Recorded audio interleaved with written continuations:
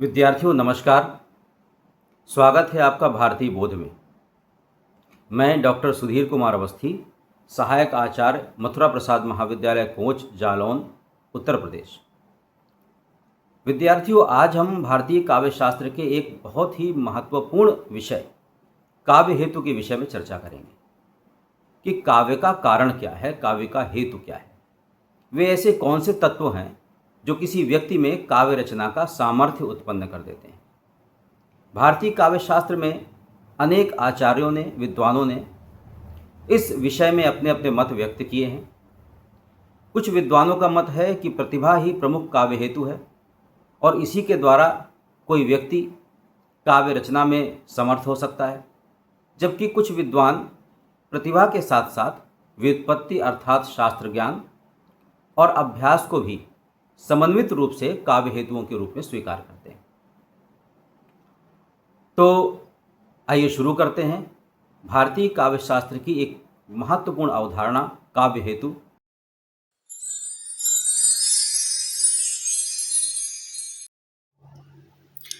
सबसे पहले यह समझते हैं कि काव्य हेतु वास्तव में है क्या।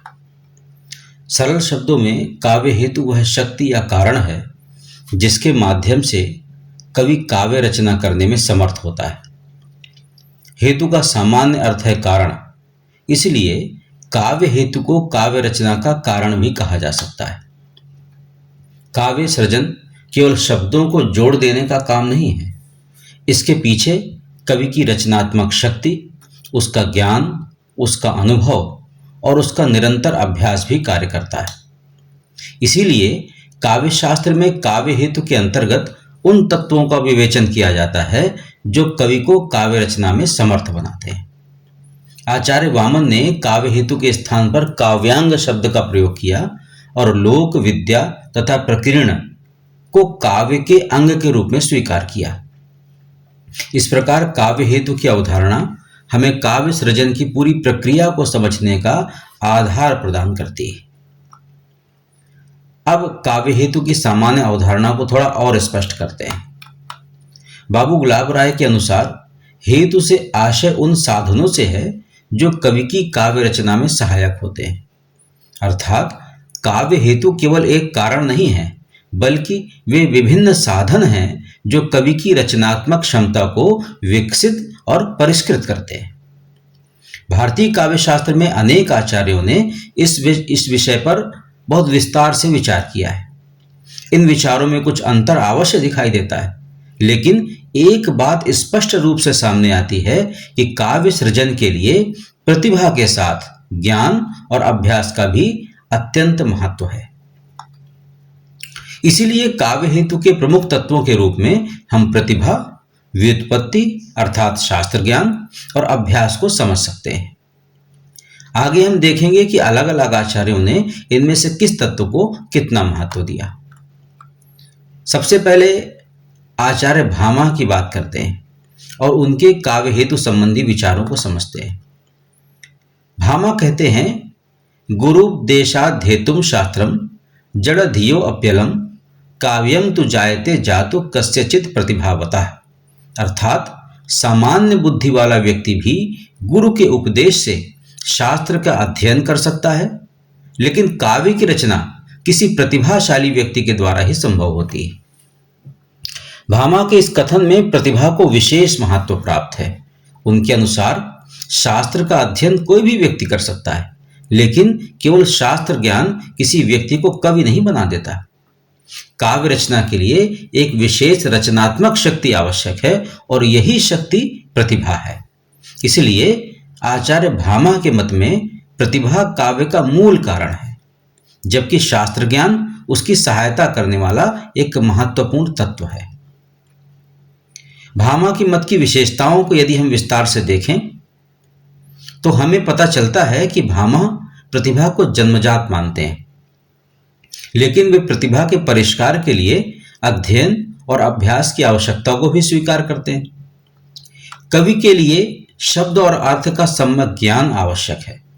उसे भाषा और उसके अर्थ विन्यास की पर्याप्त समझ होनी चाहिए। इसी प्रकार व्याकरण का अध्ययन भाषा को शुद्ध और व्यवस्थित बनाता है। छंद शास्त्र का ज्ञान काव्य को लय और संरचना प्रदान करता है। कोश का अध्ययन कवि के शब्द भंडार को समृद्ध करता है और पूर्ववर्ती श्रेष्ठ कवियों का अनुशीलन कवि को काव्य परंपरा और विभिन्न काव्य शैलियों से परिचित कराता है। इस प्रकार आचार्य भामा के यहाँ प्रतिभा जन्मजात होते हुए भी अध्ययन अभ्यास द्वारा उसका परिष्कार संभव है। अब हम आचार्य दंडी के काव्य हेतु संबंधी विचारों को देखते हैं। आचार्य दंडी ने काव्यादर्श में कहा है, नैसर्गिकी च प्रतिभा श्रुतम च बहु निर्मलम आनंदश्चाभियोगो अस्या कारणम काव्य संपदा। इसका आशय है कि काव्य संपदा के लिए नैसर्गिक प्रतिभा, निर्मल एवं व्यापक शास्त्र ज्ञान और निरंतर अभ्यास आवश्यक है। तो पहली आवश्यकता क्या है? नैसर्गिक प्रतिभा। कवि के भीतर स्वाभाविक रचनात्मक क्षमता होनी चाहिए। दूसरी आवश्यकता है शुद्ध अर्थात व्यापक और निर्मल शास्त्र ज्ञान। और तीसरी आवश्यकता है आमंद अभियोग अर्थात निरंतर और उत्साहपूर्ण अभ्यास। इस प्रकार आचार्य दंडी के मत में केवल प्रतिभा पर्याप्त नहीं है, प्रतिभा को ज्ञान और निरंतर साधना का सहयोग मिलना भी आवश्यक है। इस प्रकार यही तीनों मिलकर काव्य संपदा को जन्म देते हैं। आचार्य दंडी के मत को और सरल रूप में समझते हैं। दंडी जी के अनुसार केवल प्रतिभा पर्याप्त नहीं है, प्रतिभा कवि को रचनात्मक क्षमता प्रदान करती है, लेकिन शास्त्र ज्ञान उस प्रतिभा को दिशा देता है। इसी प्रकार निरंतर अभ्यास कवि की काव्य शक्ति को विकसित और परिष्कृत करता है। इसलिए एक प्रतिभाशाली व्यक्ति यदि अध्ययन नहीं करता और अभ्यास नहीं करता तो उसकी प्रतिभा अपनी पूरी क्षमता तक विकसित नहीं हो पाती। आचार्य दंडी के विचारों में एक और महत्वपूर्ण बात है शुद्ध अंतःकरण, अर्थात श्रेष्ठ काव्य के लिए केवल तकनीकी ज्ञान ही नहीं बल्कि संवेदनशील और निर्मल अंतःकरण आवश्यक है। इस प्रकार आचार्य दंडी के मत में प्रतिभा, शास्त्र ज्ञान, अभ्यास और आंतरिक शुद्धता का विशेष महत्व दिखाई देता है। अब हम आचार्य वामन के विचारों की ओर आते हैं। आचार्य वामन ने अलंकार सूत्र काव्य अलंकार सूत्र वृत्ति जो उनका ग्रंथ है उसमें वे लिखते हैं, लोको विद्या प्रकीर्णंच काव्यांगानि, अर्थात लोक विद्या और प्रकीर्ण ये काव्य के अंग हैं। यहां आचार्य वामन ने काव्य हेतु के स्थान पर काव्यांग शब्द का प्रयोग किया। पहला है लोक, इसका अर्थ है लोक व्यवहार और सामाजिक जीवन का ज्ञान। दूसरा है विद्या, अर्थात विभिन्न शास्त्रों और ज्ञान विषयों का अध्ययन। तीसरा है प्रकीर्ण, इसमें विविध प्रकार के अनुभव और अन्य सहायक ज्ञान सम्मिलित किए जा सकते हैं। इस प्रकार आचार्य वामन का मत हमें बताता है कि श्रेष्ठ काव्य केवल कल्पना से नहीं बनता, उसके पीछे लोकानुभव, विद्या और विविध प्रकार के ज्ञान का भी महत्वपूर्ण योगदान होता है। अब हम आचार्य रुद्रट के काव्य हेतु संबंधी विचारों को समझते हैं। आचार्य रुद्रट ने काव्य के 3 प्रमुख हेतु बताए हैं, शक्ति अर्थात प्रतिभा, व्युत्पत्ति और अभ्यास। शक्ति या प्रतिभा कवि की मूल रचनात्मक क्षमता है, यह उसे काव्य सृजन के लिए समर्थ बनाती है। दूसरा है व्युत्पत्ति, इसका अर्थ है लोक व्यवहार, शास्त्र और विभिन्न विषयों का ज्ञान, यह प्रतिभा को उचित दिशा प्रदान करता है।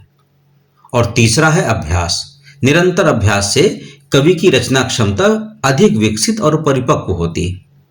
इस प्रकार आचार्य रुद्रट के मत में श्रेष्ठ काव्य के लिए केवल प्रतिभा ही पर्याप्त नहीं है, प्रतिभा, ज्ञान और अभ्यास इन तीनों का समन्वय परम आवश्यक है।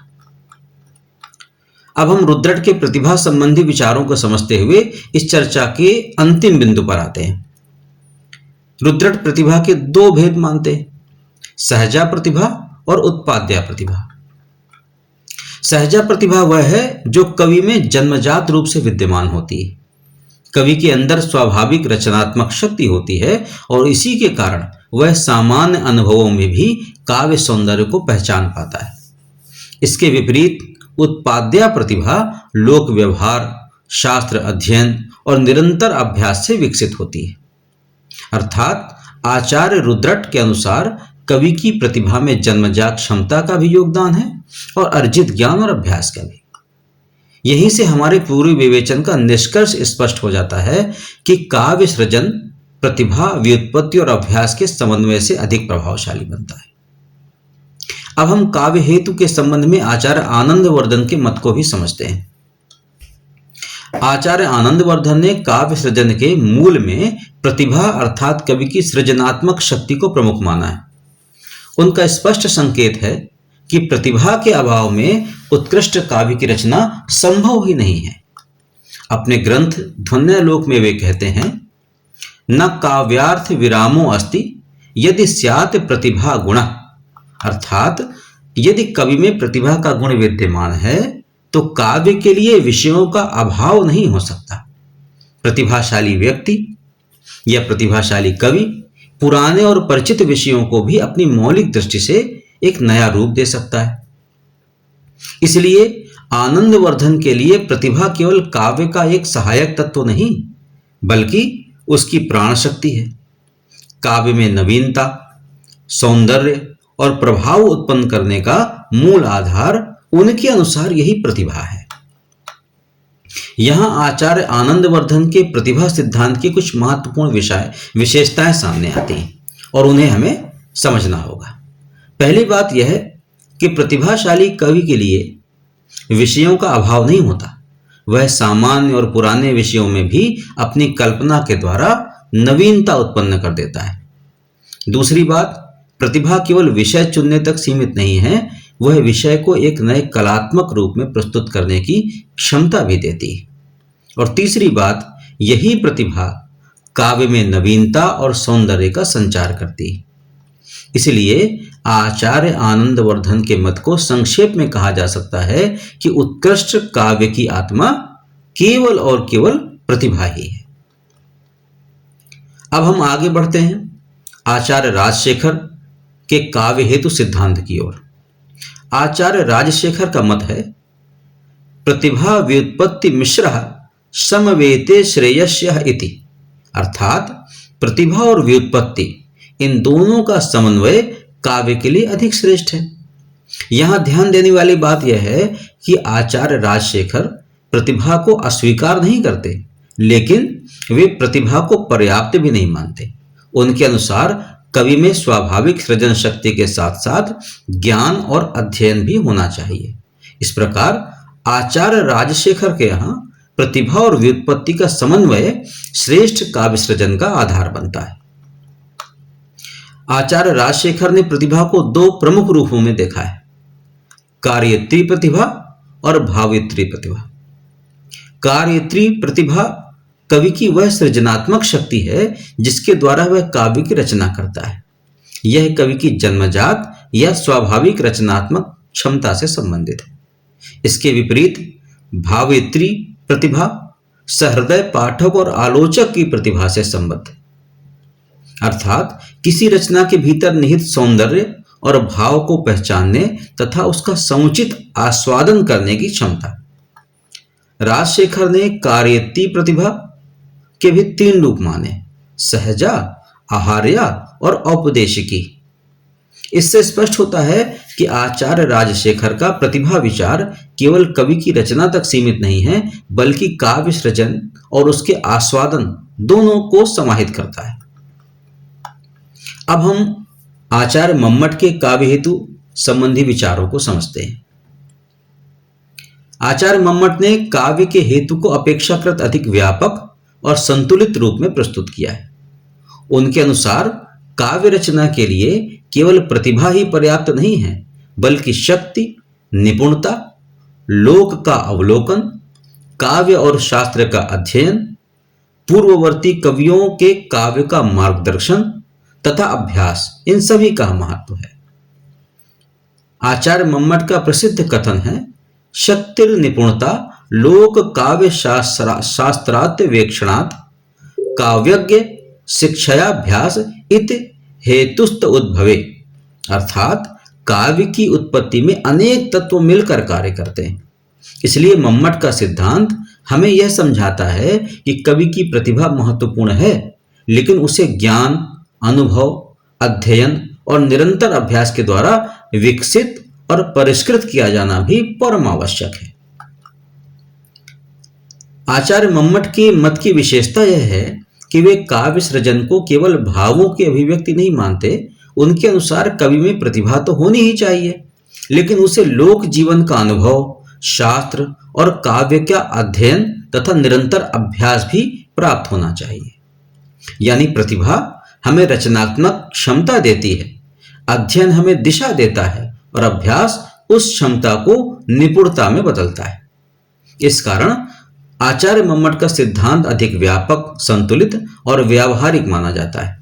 इसमें प्रतिभा, ज्ञान, अनुभव और अभ्यास सभी को उचित स्थान प्राप्त है। अब हम पंडित राज जगन्नाथ के मत की ओर आते हैं। पंडित राज जगन्नाथ ने काव्य का मूल कारण जो है वो प्रतिभा को ही माना है। उनका प्रसिद्ध कथन है, प्रतिभैव केवलम कारणम, अर्थात प्रतिभा ही काव्य का एकमात्र कारण है। उनके अनुसार कवि के भीतर वह विशेष सृजनात्मक शक्ति होनी चाहिए जो उपयुक्त शब्द और अर्थ को काव्य रचना के अनुरूप उपस्थित कर दे। इस दृष्टि से पंडित राज जगन्नाथ का मत प्रतिभावादी माना जाता है। वे काव्य की विविधता का मूल कारण भी प्रतिभा की विविधता को मानते हैं, अर्थात अलग अलग कवियों की प्रतिभा अलग अलग होती है और इसी कारण उनकी काव्य रचनाओं में भी अलग अलग प्रकार की मौलिकता और एक सौंदर्य दिखाई देता है।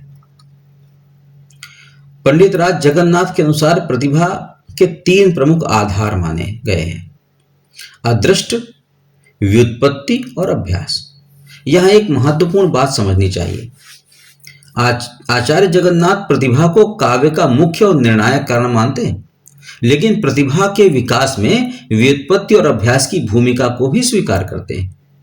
वे यह भी मानते हैं कि प्रतिभा के बिना केवल अध्ययन और अभ्यास पर्याप्त नहीं। इसलिए उनके मत में प्रतिभा काव्य की आत्मा और सृजन शक्ति है, जबकि व्युत्पत्ति और अभ्यास उसके विकास में सहायक तत्व है। अब तक हमने अनेक विद्वानों के मतों को देखा और समझा। अब हम इन सभी के मतों को एक साथ रखकर काव्य के हेतु की समग्र दृष्टि को समझते हैं। अब तक के विवेचन से स्पष्ट होता है कि भारतीय काव्य शास्त्र में काव्य के हेतु को लेकर अलग अलग आचार्यों ने अलग अलग पक्षों को प्रमुखता दी। आचार्य आनंदवर्धन, पंडित राज जगन्नाथ ने प्रतिभा को विशेष महत्व दिया। उनके लिए काव्य सृजन की मूल शक्ति कवि की प्रतिभा है। वहीं राजशेखर ने प्रतिभा के साथ व्युत्पत्ति के समन्वय को श्रेष्ठ माना और आचार्य मम्मट ने काव्य के हेतु को सबसे अधिक व्यापक रूप में देखते हुए शक्ति, निपुणता, लोक अवलोकन, काव्य शास्त्र का अध्ययन, काव्यज्ञों का मार्गदर्शन और अभ्यास, इन सभी को महत्व दिया। इस प्रकार इन मतों को एक साथ देखने पर यह निष्कर्ष निकलता है कि काव्य सृजन में प्रतिभा, व्युत्पत्ति और अभ्यास तीनों का महत्वपूर्ण स्थान है। प्रतिभा कवि को सृजन की मौलिक शक्ति देती है, व्युत्पत्ति उसे ज्ञान और दृष्टि प्रदान करती है और अभ्यास उस प्रतिभा तथा ज्ञान को निपुणता में बदलता है। इसलिए काव्य के हेतु को केवल एक तत्व तक सीमित न करके प्रतिभा, व्युत्पत्ति और अभ्यास के समन्वित रूप में समझना अधिक उपयुक्त है। अब हम काव्य निर्माण के सबसे महत्वपूर्ण आधारों में से एक, सबसे पहले प्रतिभा को समझ लेते हैं। प्रतिभा क्या है? प्रतिभा का सामान्य अर्थ है किसी विषय को देखने, समझने और उसे विशिष्ट ढंग से अभिव्यक्त करने की एक स्वाभाविक क्षमता। काव्य शास्त्र की दृष्टि से प्रतिभा वह शक्ति है जो कवि को सामान्य अनुभवों में भी नवीनता और सौंदर्य देखने की दृष्टि प्रदान करती है। मम्मट ने प्रतिभा को काव्य रचना का मूल कारण माना। उनके अनुसार प्रतिभा के बिना कवि में काव्य सृजन की वह विशेष क्षमता विकसित हो ही नहीं सकती। आचार्य वामन ने भी प्रतिभा को काव्य निर्माण का आधार तत्व माना। राजशेखर ने इसे कवि की सृजनात्मक शक्ति के रूप में देखा, जबकि आचार्य भामा ने कहा कि शब्द और अर्थ का ज्ञान प्राप्त करके निरंतर अभ्यास करना चाहिए। इस प्रकार स्पष्ट है कि प्रतिभा केवल सामान्य बुद्धि या ज्ञान नहीं, बल्कि वह विशिष्ट सृजनात्मक शक्ति है जो कवि को काव्य रचना के लिए प्रेरित कर सकती है। अब प्रतिभा की विशेषताएं क्या क्या हैं? सबसे पहली बात, प्रतिभा काव्य का मूल हेतु है, अर्थात काव्य सृजन की आधारभूत शक्ति प्रतिभा ही है। दूसरी विशेषता है कि प्रतिभा एक प्रकार की ईश्वर प्रदत्त या स्वाभाविक शक्ति मानी गई। इसका अर्थ यह नहीं कि केवल प्रतिभा के सहारे ही श्रेष्ठ काव्य लिखा जा सकता है, बल्कि यह कि कवि के भीतर सृजन की एक विशेष क्षमता का होना, एक विशेष गुण का होना आवश्यक है।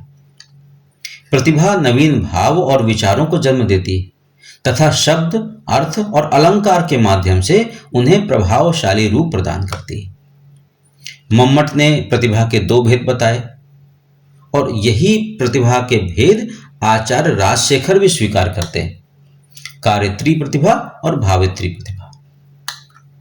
कार्यत्री प्रतिभा कवि में काव्य सृजन की क्षमता उत्पन्न करती है, जबकि भावित्री प्रतिभा सहृदय या पाठक में काव्य के भावों को ग्रहण करने की क्षमता विकसित करती है। इसलिए प्रतिभा केवल काव्य लिखने की शक्ति नहीं, बल्कि काव्य को समझने और उसका आस्वाद लेने की क्षमता से भी जुड़ी हुई। अब हम प्रतिभा के बाद दूसरे महत्वपूर्ण काव्य हेतु व्युत्पत्ति को समझते हैं। व्युत्पत्ति का सामान्य अर्थ है किसी विषय में निपुणता या उसका विस्तृत ज्ञान। काव्य के संदर्भ में व्युत्पत्ति से आशय है भाषा, साहित्य, शास्त्र और लोक व्यवहार आदि का व्यापक ज्ञान। आचार्य राजशेखर ने व्युत्पत्ति को प्रतिभा का परिष्कार करने वाली शक्ति के रूप में स्वीकार किया। केवल प्रतिभा होने से कवि के भीतर सृजन की क्षमता तो हो सकती है, लेकिन उचित ज्ञान के अभाव में वह क्षमता पूरी तरह विकसित नहीं हो पाती। इसलिए कवि को शब्द ज्ञान के साथ साथ अर्थ, शास्त्र, लोक व्यवहार और साहित्य की परंपरा का भी ज्ञान होना चाहिए। व्युत्पत्ति प्रतिभा को दिशा देती है और कवि की सृजनात्मक शक्ति को और अधिक परिपक्व बनाती है। अब व्युत्पत्ति के महत्व को थोड़ा और स्पष्ट करते हैं। काव्य में शब्दों का प्रयोग केवल भाषा जान लेने से संभव नहीं होता। कवि को यह भी पता होना चाहिए कि किस प्रसंग में कौन सा शब्द, कौन सा अर्थ और कौन सी अभिव्यक्ति अधिक उपयुक्त होगी। व्युत्पत्ति कवि के भाषा ज्ञान को समृद्ध करती है, उसके विचारों को व्यापक बनाती है और काव्य दृष्टि को और प्रभावशाली बनाती है। इसके माध्यम से कवि परंपरा, शास्त्र और लोक जीवन से जुड़ता है। परिणाम स्वरूप उसकी प्रतिभा अधिक परिष्कृत और उसकी रचना अधिक प्रभावशाली बन जाती है।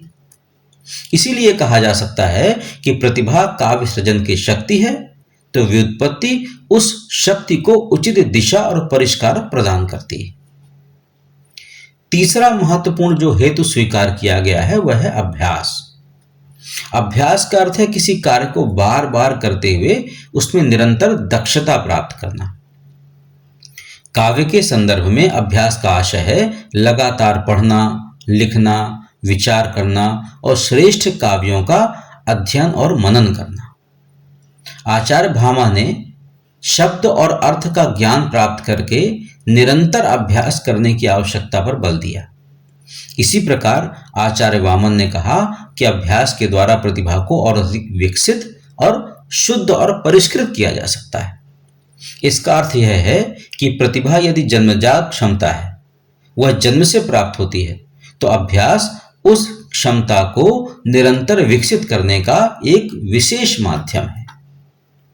श्रेष्ठ कवियों का अध्ययन करने से कवि की भाषा समृद्ध होती है, उसकी काव्य दृष्टि विकसित होती है और उसकी भावाभिव्यक्ति में एक परिपक्वता आती है।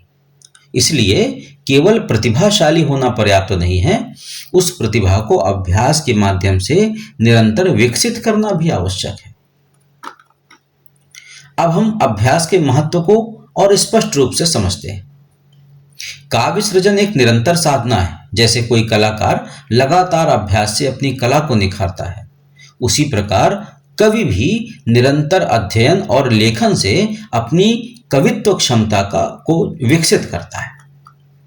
अभ्यास से काव्य शक्ति का विकास होता है और निरंतर साधना से कविता में निखार आता है। इसलिए प्रसिद्ध दोहा भी हमें यही संदेश देता है कि निरंतर अभ्यास से कठिन कार्य भी संभव है। वो दोहा आपने पढ़ा और सुना होगा कि करत करत अभ्यास के जड़मति होत सुजान। यहां एक महत्वपूर्ण बात ध्यान रखने की है, प्रतिभा का विकल्प अभ्यास नहीं है, बल्कि प्रतिभा को विकसित करने का साधन है अभ्यास। अर्थात जो प्रतिभा को व्युत्पत्ति से ज्ञान मिलता है और अभ्यास उस ज्ञान तथा प्रतिभा को निरंतर परिपक्व करता है। तो अब तक हमने काव्य के तीनों प्रमुख हेतुओं प्रतिभा, व्युत्पत्ति और अभ्यास को अलग अलग समझा, लेकिन वास्तव में श्रेष्ठ काव्य के निर्माण के लिए इन तीनों का समन्वय और औचित्यपूर्ण समन्वय आवश्यक है। प्रतिभा काव्य की मूल बीज शक्ति है। व्युत्पत्ति उस प्रतिभा को ज्ञान और दिशा प्रदान करती है, जबकि प्रतिभा के लिए अभ्यास और ज्ञान निरंतर प्रतिभा को परिष्कृत करता है। इसको फिर से समझते हैं। क्या? प्रतिभा काव्य की मूल बीज शक्ति है। व्युत्पत्ति उस प्रतिभा को ज्ञान और दिशा प्रदान करती है, जबकि अभ्यास प्रतिभा और ज्ञान को निरंतर परिष्कृत करता है। इसे हम एक सरल सूत्र के रूप में समझें तो प्रतिभा के बाद व्युत्पत्ति और उसके बाद अभ्यास, इन तीनों के समन्वय से उत्कृष्ट काव्य की रचना संभव हो पाती है। यदि प्रतिभा है लेकिन ज्ञान नहीं है तो अभिव्यक्ति सीमित हो सकती है। यदि ज्ञान है लेकिन प्रतिभा नहीं है तो रचना में सृजनात्मक मौलिकता का अभाव हो सकता है। और यदि प्रतिभा तथा ज्ञान दोनों है लेकिन अभ्यास नहीं है तो उसमें अपेक्षित परिपक्वता नहीं आ पाएगी। इसलिए श्रेष्ठ काव्य इन तीनों के संतुलित और समन्वित रूप से ही निर्मित होता है। अब पूरे विषय को हम संक्षेप में समेटते हैं। हमने देखा कि प्रतिभा काव्य का सर्व प्रमुख हेतु है। यह कवि को सृजन की मूल शक्ति प्रदान करती है। इसके बाद व्युत्पत्ति प्रतिभा को ज्ञान और दिशा देती है तथा उसे परिष्कृत करती है, और अभ्यास प्रतिभा और व्युत्पत्ति से प्राप्त क्षमता को निरंतर विकसित करके काव्य कौशल में परिवर्तित करता है। इस प्रकार काव्य निर्माण में प्रतिभा, व्युत्पत्ति और अभ्यास तीनों का अपना विशिष्ट महत्व है। इसमें किसी एक को अलग करके श्रेष्ठ काव्य की पूर्ण संकल्पना संभव ही नहीं है। एक सरल उदाहरण से समझें। प्रतिभा एक बीज के समान है, व्युत्पत्ति उसे उचित ज्ञान और दिशा देने वाली शक्ति है, और अभ्यास उस बीज की निरंतर देखभाल है। इन तीनों के समन्वय से ही काव्य रूपी वृक्ष विकसित होता है और उसमें उत्कृष्ट रचनात्मकता के फल प्राप्त होते हैं। अतः निष्कर्ष रूप में हम कह सकते हैं कि प्रतिभा काव्य की मूल शक्ति है, व्युत्पत्ति उसका परिष्कार है और अभ्यास उसकी सिद्धि का मार्ग है। इन्हीं तीनों के समन्वय से उत्कृष्ट और प्रभावशाली काव्य संभव हो पाता है। विद्यार्थियों, आज हमने भारतीय काव्य चिंतन में काव्य हेतु की अवधारणा को पूरी तरह से समझने का प्रयास किया। अगर आपको ये वीडियो अच्छा लगा हो तो आप हमारे चैनल भारती बोध को लाइक करें, सब्सक्राइब करें और अपने अन्य विद्यार्थी मित्रों में इस वीडियो को शेयर भी करें, जिससे यह ज्ञान और फैले और भारतीय काव्य शास्त्र का जो आलोचनात्मक अध्ययन है उसे समझने में आपके मित्र विद्यार्थियों को भी आसानी हो। नमस्कार।